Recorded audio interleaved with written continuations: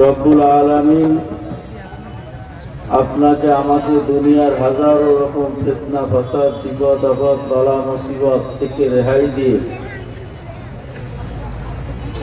হায়াতে জিন্দেগানে যে সময়টুকু আল্লাহ আমাদেরকে দান করছেন তার মধ্যে থেকে একটা অংশ, একটা সময় আল্লাহ পাকের জাকিরিন শাকিরিন বান্দাদের সাথে ওলামায়ে কেরামদের মজলিসে বসার মতো তৌফিক সুযোগ আল্লাহ দান করেছেন।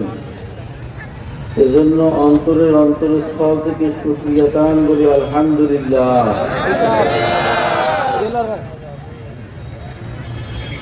আমরা এই মজলিসে যতক্ষণ সময় আসি থাকব, এই সময়টা আমাদের নেক কাজে অতিবাহিত হবে না গুনার কাজে? এখানে গুনাহ হওয়ার কোনো সুযোগ নাই।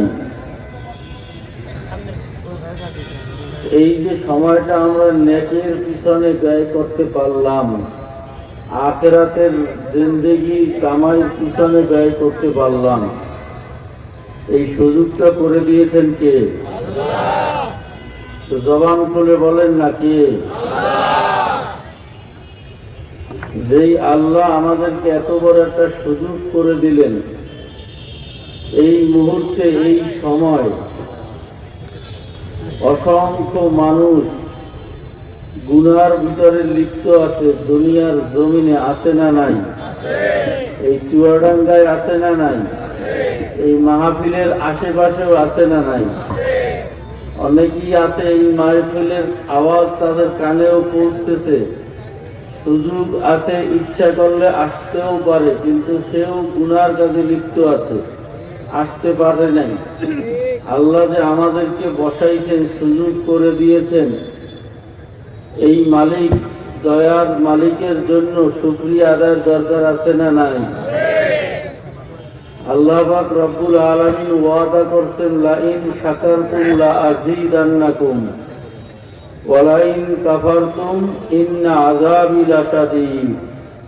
হে আমার বান্দা বান্দীরা, আমার পক্ষ থেকে যখন যেই নেয়ামত তোমরা প্রাপ্ত হও, সেই নেয়ামতের শুকরিয়া, কৃতজ্ঞতা আদায় করিও। যদি কৃতজ্ঞতা আদায় করতে পারো, আমি আল্লাহ ওয়াদা করলাম তোমাদেরকে নেয়ামত আমি আরো আরো আরো বাড়িয়ে দেব। জোরে বলেন সুবহানাল্লাহ। আর যদি আমার সকল নিয়ামত পাওয়ার পরও আমার সাথেই নাফরমানি করো, আমাকেই ভুলিয়া যাও, আমার সাথে অকৃতজ্ঞতা প্রকাশ করো, আমি আল্লাহ তোমার নিয়ামত বাড়াবো তো নাই, বরং তোমার জন্য আমি শাস্তি নির্ধারিত করে রেখে দিলাম। জোরে কন্যা নাউযুবিল্লাহ। জবান খুলে বলেন নাউযুবিল্লাহ।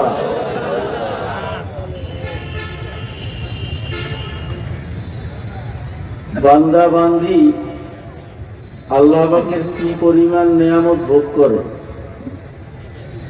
বলতে পারবেন? কি পরিমাণ? এই সূর্য, এই চন্দ্র, এই গাছ, নদী, মাছ, মাটি, গাছ, ফল, হাজার হাজার রকমের নিয়ামত, কোটি কোটি নিয়ামত আল্লাহ আমাদের জন্য তৈরি করে রাখছেন। পরিমাণটা কি?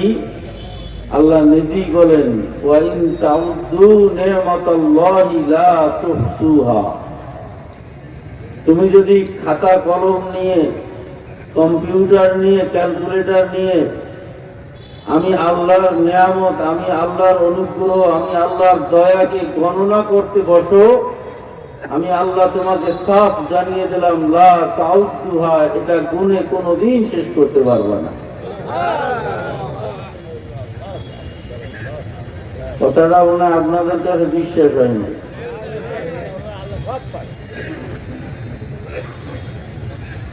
কারণ আমরা মনে করি যে আমি ব্যবসা করে আমি টাকা কামাই করছি, আমি শিক্ষা দীক্ষা করে আমি চাকরি করতেছি। এরকম অনেকের বুঝ আছে না নাই?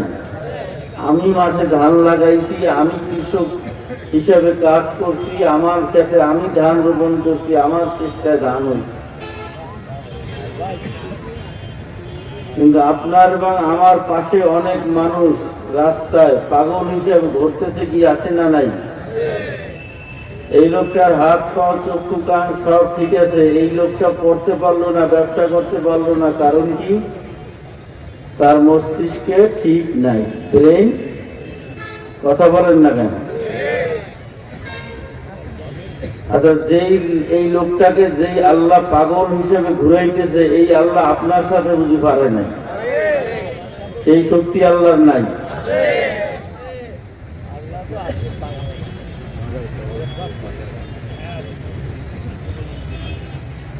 অনেক মানুষ আপনার আমার সামনে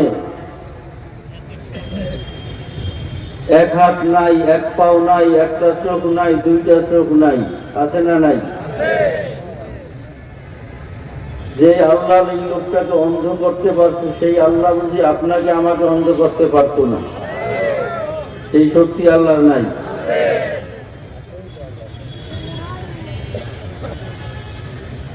এরকম হাজার হাজার যারা নিয়ামত গণনা করে শেষ করা যাবে।